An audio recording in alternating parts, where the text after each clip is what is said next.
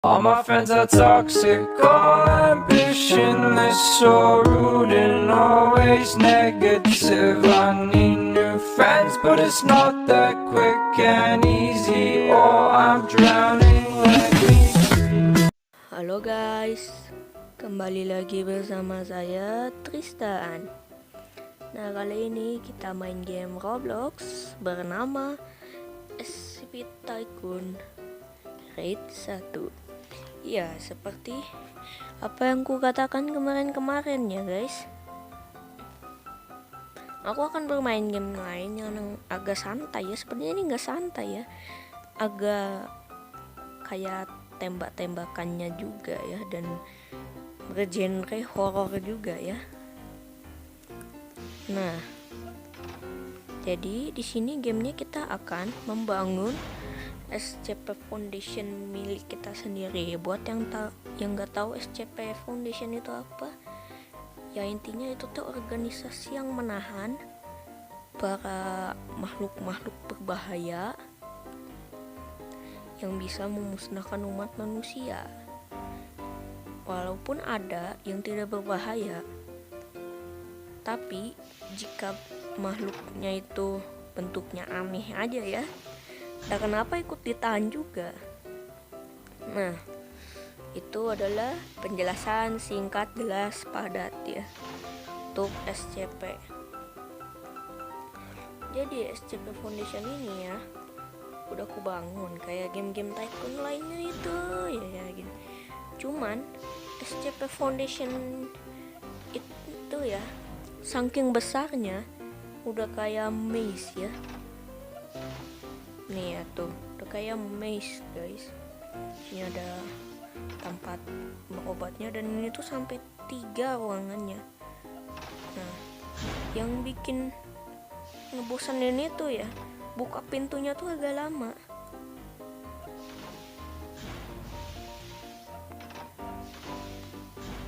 Tapi walaupun agak keren sih ya,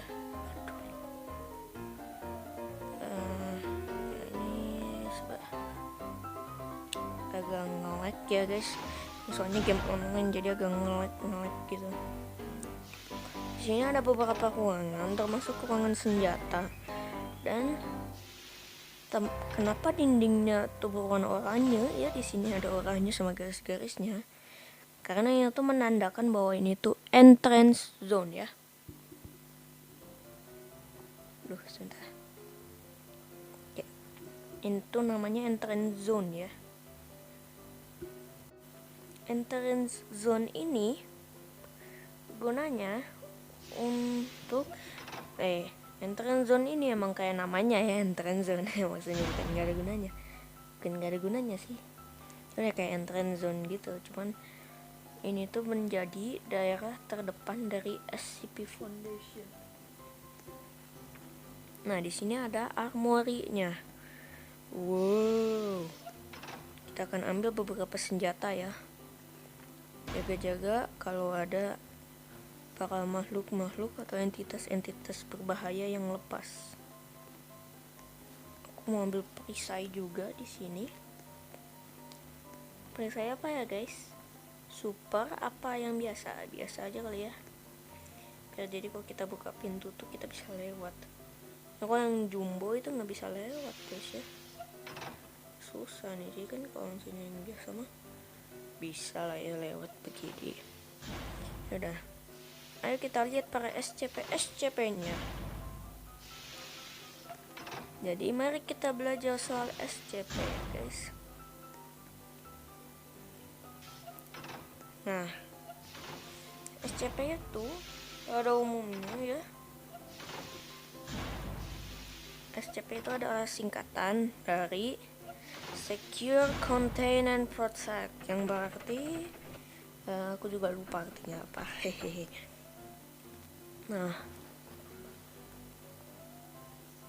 jadi aduh.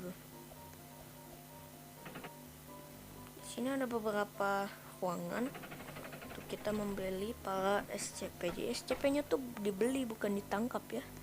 Aneh emang.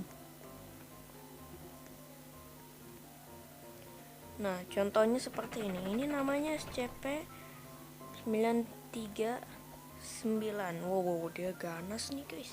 Aduh.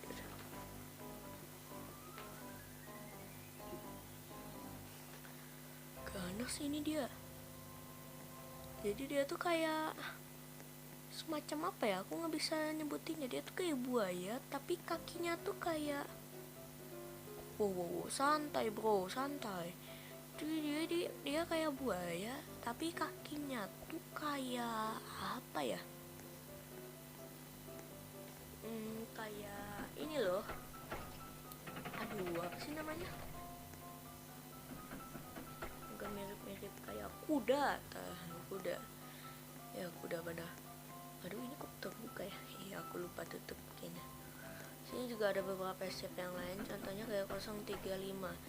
Itu adalah semacam masker gitu yang memiliki nyawanya sendiri. 106. Ini jadi dia kayak kakek-kakek tua gitu ya. 106. Ini jangan di spawn, soalnya dia semua spawnnya tuh di luar langsung. Dia nggak ke konten.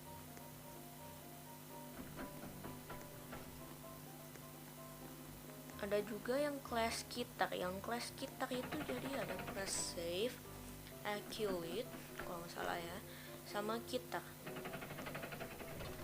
Kalau save ya kayak artinya aja save tuh aman, yang kelas aman.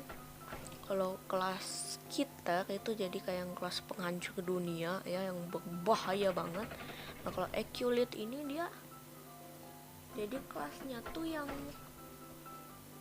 nggak terlalu berbahaya, jadi hanya membutuhkan penjagaan lebih. Nah ini kayak SCP-682, SCP kelas kitar yang dimana dia bisa menghancurkan dunia ya. Tuh jadi dia kayak buaya gitu, reptil, kayak buaya raksasa ya. Nah dia bisa menyemburkan semacam kayak naga gitu ya, fireball, dan menyerap kekuatan dari lawannya. Misalnya kayak Saitama, kalau dia ditonjok Saitama bukannya meninggal tapi malah keserap kekuatannya, jadi malah SCP-nya tuh jadi kayak malah punya jubahnya sendiri. Nah itu adalah contoh sekilas SCP yang ada di Heavy Containment Zone. Mari kita beralih ke yang di Light Zone. Maaf ya teman-teman jika kalian terganggu dengan suara listrik. Itu adalah suara dari alat ini ya, alat untuk penanganan. Jadi kalau misalnya ada SCP Containment Breach, SCP-nya tuh bisa dihalangi oleh ini. Aduh, hampir aja aku lewatin. Oke, sudah mati ya. Kita akan lewat dan masuk ke tempat ini. Nah ini adalah ruangan kayak penelitian gitu ya, di bawah ke atas. Buat kalian yang nggak tahu ya, SCP Foundation juga punya tahanan mereka sendiri, tapi bukan entitas berbahaya bentuknya. Tahanannya tuh jadi kayak ya tahanan penjara manusia gitu. Jadi SCP Foundation mengambil tahanan hukuman mati untuk dijadikan pengurus SCP-SCP mereka. Jadi kalau bahaya kan jadi bisa diurus sama ini aja. Jadi kalau misalnya meninggal kan nggak apa-apa, soalnya tahanan hukuman mati gitu ya, udah hukumannya tuh hukuman mati. Nah baru kita beralih ke SCP terakhir ya. Itu adalah SCP-173. Itu berbentuk patung yang bernyawa. Nah patungnya itu ya, dia tiba-tiba kalau misalnya kita melihat ke dia dan kita berkedip saja, dia bisa berteleportasi ke belakang kita dan tiba-tiba mematahkan leher kita ya. Aduh, terdengarnya sedikit kejam juga sih.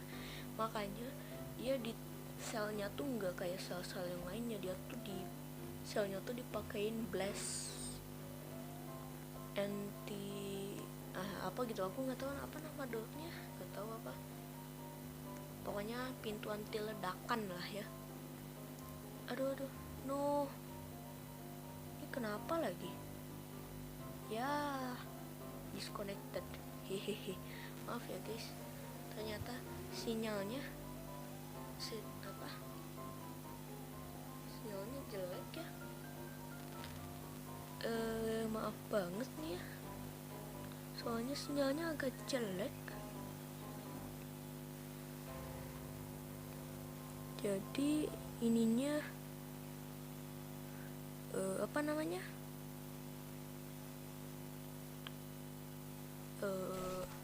jadi terputus. Nah, jadi itu ya, jadi kita harus kesini lagi deh. Jadi itu adalah sekilas untuk soal SCP-nya.